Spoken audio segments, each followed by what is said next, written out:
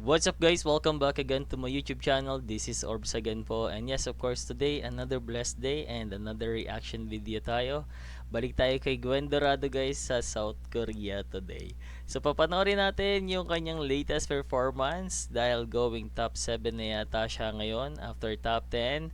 So, alika na, wag na natin patagalin. Sobrang excited na ako dito. And guys, kung bago ka sa channel ko, please don't forget to subscribe and hit the notification bell para ma-notify ka sa mga susunod nating videos. Tara na, without further ado, let's watch Gwen Dorado sa kanyang performance, no? This is the latest one, guys. Alright, here we go!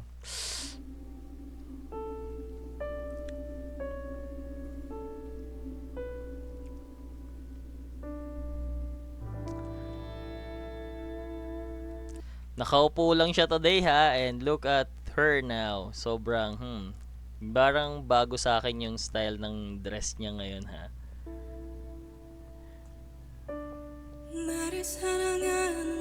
Woo! Sobrang ganda ng opening, ang lambot, angelic, like, soft, soft, soft. And look at her, sobrang, medyo malabo lang yung visual natin dyan guys, pero sa original vid, sobrang ganda niya. She's very fine. Sobrang ganda.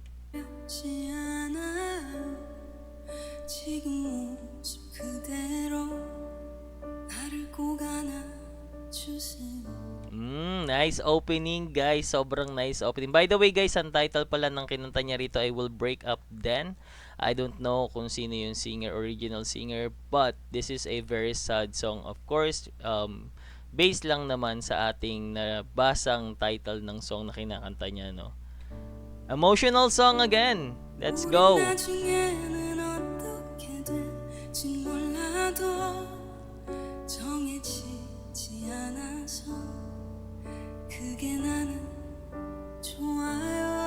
Woo!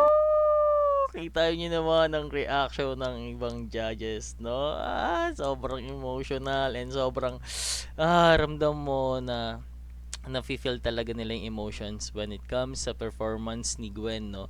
And guys, si Gwen ang nakita ko lang sa mga reviews sa channels sa Korea, sa South Korea. Very touching yung mga performances niya and ang daming tao doon na sobrang nagugustuhan yung mga performances niya because of the emotions she puts on the song. Sobrang relatable talaga and without hurting the original, original na uh, form nung song na kinakanta niya.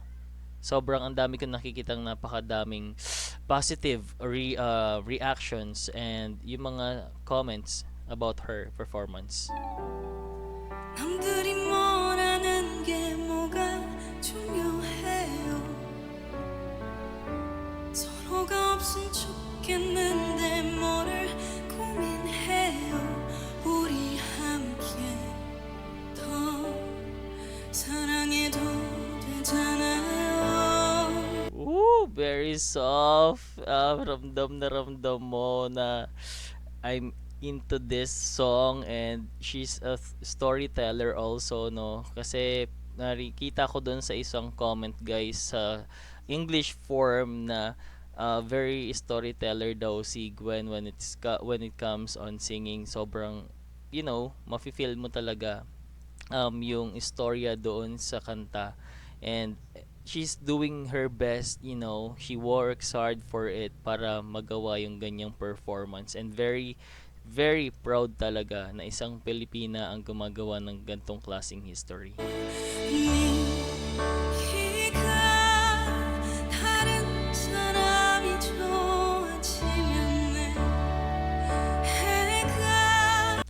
As you can see guys, yung mga judges, no, they are very very observant kasi si Gwen ay Filipina and trilingual siya.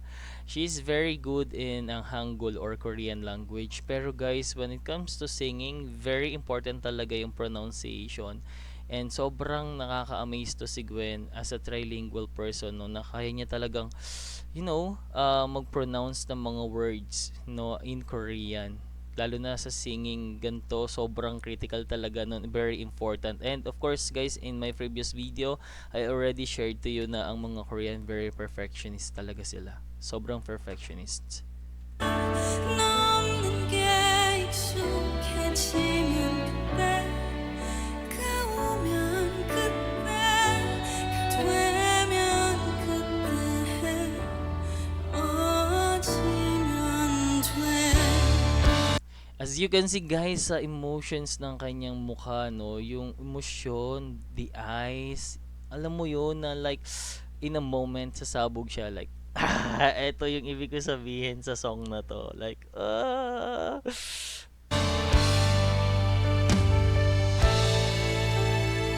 들이 뭐라는 게 뭐가 중요해요. 서로가 없으면 좋겠는데 뭐를 고민해요.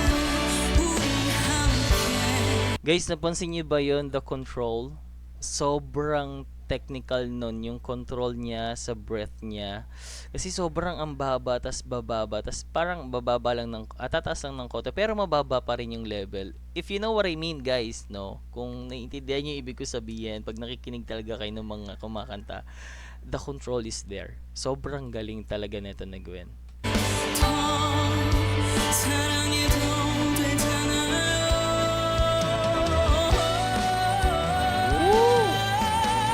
Nice riff, sobrang yung pag-ladder niya doon, paangat, sobrang ganda nun. Nice, nice, nice.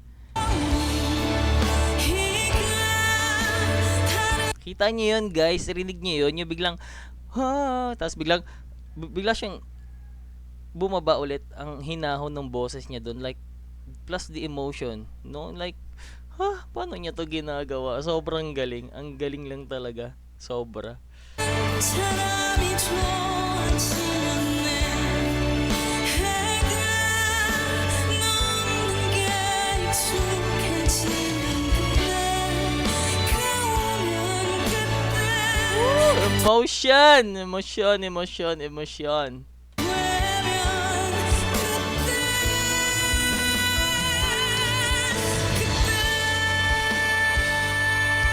Nice riffs, nice, nice, nice, nice.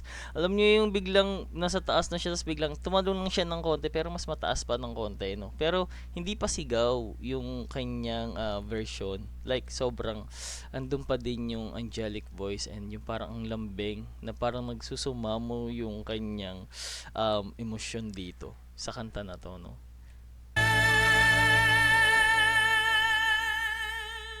Ooh, nice control.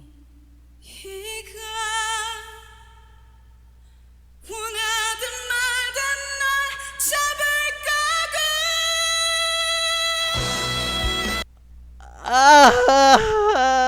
Dinig niyo ba yun guys? Parang it's a cappella. A cappella para for me is parang wala siyang music while hitting the notes. 'Di ba? Panoorin natin ulit guys. Tignan niyo ha. While hitting the notes, walang music sa background. Parang a cappella to. Ito yung natural voice niya talaga pinapakita niya rito, which is very nice. Sobrang ganda na pinakita niya yung gantong ang kanyang versatility or kanyang skills sa singing, no? Panoorin natin ulit. 네가 원하든 말든 날 잡을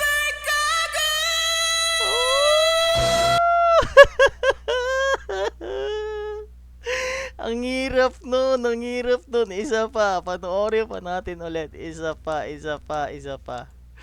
Sorry guys. Sobrang natutuwa lang ako sa part na to. Ito yung highlight siguro na masasabi ko sa performance niya na to. Sobrang galing. Nice. Eto na po. 네가 원하든 말든 날 잡을 거고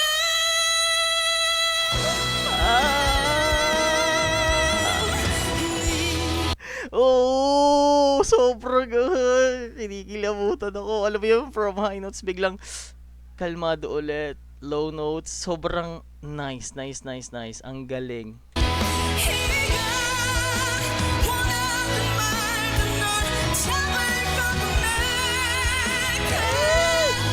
Sing it out, sing it out. Come on, let's go. 더 이상 지쳐놓지 못할 때 내게 오면 그때 되면 Woo! Emosyon, emosyon, emosyon, emosyon. Let's go, Gwen.